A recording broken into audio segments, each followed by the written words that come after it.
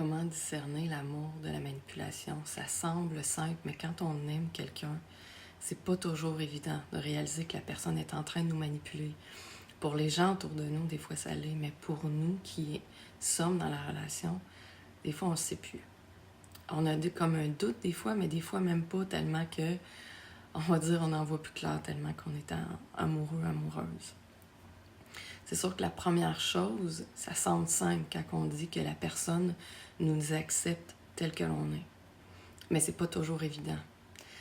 Parce que des fois, les gens ont la subtilité de faire des commentaires ou de dire des choses pour qu'on ne se sente pas assez, pas à la hauteur. Et pour nous proposer ou nous montrer des gens ou des choses autour pour qu'on comprenne qu'on devrait être plus. On devrait s'habiller différemment, on devrait être plus sexy, on devrait être plus en shape, on devrait parler différemment, on devrait agir différemment. Donc, si tu déménageais, peut-être que, ou si tu ferais ça comme ça, ou peut-être que, ou si tu me prêterais ça, peut-être que... Il y a des gens que ça va passer par l'argent, il y a des gens que ça va passer par les commentaires, il y a des gens que ça va passer par leur attitude, par la façon dont vous faites l'amour avec eux, par exemple. Ils vont essayer, tranquillement, pas vite, de planter une graine dans votre tête pour qu'il y ait une idée qui germe. Et cette idée-là, ça va être que vous n'êtes pas assez et que vous êtes souvent croche et que vous n'êtes pas à la hauteur. Et tranquillement, pas vite, cette idée-là va prendre de plus en plus d'espace. Et assez rapidement, vous allez commencer à y croire, à douter de vous, à vous regarder comment vous vous habillez, comment vous parlez, à aller dans la famille de l'autre, puis à ne pas se sentir bien, puis à penser que c'est peut-être pas correct telle ou telle chose. Puis là, vous allez de plus en plus être dans une forme d'auto-observation, autocritique face à vous en pensant qu'il vous manque toujours quelque chose. Et aussi, ça va être souvent beaucoup au niveau intellectuel. Vous allez partager des choses, puis soit que la personne, elle va vous faire voir que vous savez pas grand-chose, ou soit qu'elle va vous emmener des arguments que vous savez que vous n'avez pas dit, ou que c'est absolument pas comme ça que vous l'avez dit, puis elle va vous ramener des choses en vous disant que ce que vous avez dit, ça n'a pas d'allure, alors que c'est complètement l'inverse que ce que vous avez dit, ou en vous disant que vous exagérez, ou que vous connaissez pas grand-chose. Puis là, vous allez vous mettre à vous poser des questions, puis à vous dire, ben voyons, j'ai pas dit ça de même, c'est pas comme ça que j'ai fait ça. Ouais, c'est vrai que peut-être que je connais pas grand-chose là-dedans, dans le fond. Puis là, tranquillement, pas vite, vous allez vous remettre en question, et vous allez vraiment commencer à croire que vous avez peut-être, finalement, vous dit ça tout croche. C'est peut-être vrai que dans le fond, c'est vrai, il y a telle affaire, vous ne connaissez pas tant que ça dans ces choses-là, dans ces sujets-là, alors que des fois, oui. Et des fois aussi, les gens peuvent invalider vos émotions, vous dire que vous exagérez, que c'est pas ça, que vous êtes donc sensible, que ça n'a pas d'allure, que c'est pas de même que ça se passe, que c'est pas la réalité du tout, que dans le fond, la personne n'a pas fait grand-chose, alors que des fois, les gens ont vraiment fait des choses qui ne se font pas.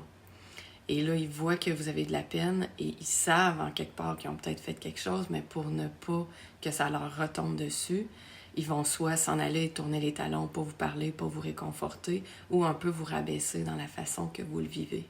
Puis là, vous allez commencer à vous dire que c'est vrai que vous êtes peut-être fragile, vous êtes peut-être faible, puis que finalement, ça n'a pas vraiment d'allure de vivre ça de même, que vous devriez vous renforcer. Puis là, vous allez vous dire, bien finalement, c'est pas très grave. Et je parle pas de détails, il peut y avoir des détails, mais souvent, c'est des choses que les gens ont fait qui ne se font pas vraiment.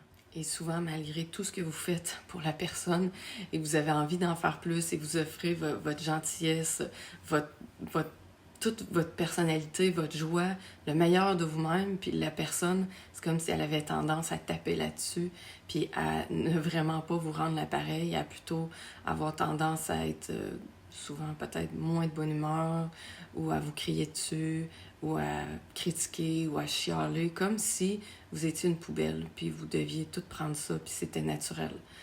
Et le pire là-dedans, c'est que souvent, les gens qui font ça, puis je veux pas les dépeindre comme des gens méchants parce que souvent, ils ne le savent même pas. Ils le savent, je veux dire, ils sont pas nono, mais ils savent pas vraiment. C'est une forme d'habitude qu'ils ont développée pour survivre face à plein de choses qu'ils ont vécues dans leur vie. Des fois, c'est une forme de protection. Ils sont tellement habitués de manipuler qu'ils savent même pas des fois qu'ils vous manipulent. Parce que quelqu'un qui vous aime vraiment va être là pour vous et il va voir les nuances. Et très souvent, il va s'excuser, il va dire hey, « Je suis désolée, ce que j'ai dit ou ce que j'ai fait, ça dépassait peut-être les limites. » Les gens vont se voir et ils vont avoir envie que ça soit juste, que ça soit équitable. Ils vont avoir envie de prendre soin de vous. Si vous avez, par exemple, vous restez à distance, vous avez de la route à faire, ils vont vouloir faire aussi souvent que vous, la route, ils vont vouloir partager des choses avec vous, ils vont vouloir que vous soyez là, ils vont vouloir vous câliner, ils vont vouloir prendre soin de vous. S'il y a des choses qui vous font du mal ou qui vous blessent, vous allez leur dire, puis ils vont arrêter, puis ils vont s'excuser, puis souvent même ils vont le comprendre, puis ils le feront même pas, parce qu'ils vous aiment, puis ils savent que le respect, ils connaissent ça souvent beaucoup mieux que les gens qui sont portés à manipuler, évidemment. Et c'est souvent là les nuances entre la manipulation et l'amour vrai, finalement. C'est sûr que personne n'est parfait et personne ne sera jamais parfait. Tout le monde a des choses à améliorer et nous aussi, on a des choses à améliorer. C'est pas juste en regardant l'autre, il faut se regarder soi aussi puis voir qu'est-ce que j'ai amélioré. Mais si on est dans une relation où on se sent rabaissé, pas écouté, pas aimé, manipulé, utilisé, puis qu'on a l'impression de tout donner, ben là, il faut vraiment se poser des questions. Parce que quand on est en relation avec quelqu'un qui nous aime, on le voit dans ses yeux, on le voit dans ses gestes. La personne a hâte de nous parler, a hâte de nous câliner, de nous voir, de prendre soin de nous. Elle a envie de participer à notre joie, à notre bonheur. Puis nous aussi, on a envie de ça, tu sais. Mais si c'est pas ça, ou si c'est... Il y a un petit peu de ça, mais il y a beaucoup de... Je me sens utilisée, je me sens manipulée. C'est vraiment important, comme je le dis souvent, d'ouvrir ses yeux beaucoup plus grands que son cœur et observer ce qui se passe vraiment. Donc, les comportements que j'ai parlé plus tôt, ce que je vous invite à faire, c'est à vous écouter. Et c'est ça qui est dur, à cesser de rationaliser, à cesser de croire, comme je dis très souvent, que ça va changer. Les gens ne changent pas comme ça en claquant des doigts. Il faut qu'ils veulent changer, il faut qu'ils se voient. Et très souvent, ils ne se voient pas vraiment. Et est-ce qu'ils veulent changer? Ben, des fois oui, mais très souvent non. Ils ne sont pas rendus là. Donc, quand on voit ça en début de relation, dans les premières semaines, dans les premiers mois, je vous invite à prendre du recul et à cesser de vous imaginer que ça va être une belle relation et que la personne va changer pour vous. Ça, c'est une des pires choses qu'on peut s'imaginer parce que ça va vous emmener sur une route où il y aura beaucoup de souffrance. Et pensez à vous, pensez à si c'est l'amour que vous voulez vivre, il y a des chances que ça ne sera pas là avec cette personne-là, malheureusement. Je suis désolée si je pète votre bulle, mais vaut mieux l'entendre là des fois que de l'entendre quand ça fait 2-3 ans qu'on est avec quelqu'un. C'est beaucoup plus difficile de sortir d'une relation, comme je le dis souvent, quand on est très attaché. Parce que ce genre de comportement-là, de manipulation, crée une forme d'attachement aussi, si on a une tendance à ça.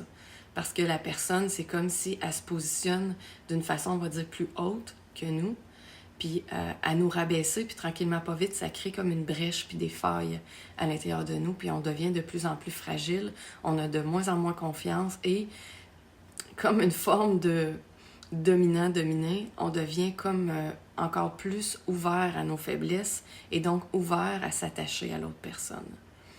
Et ça nous mène vers des chemins très souvent de souffrance, et il y en a même qui s'en rendent malades tellement que c'est dur après de sortir de ça.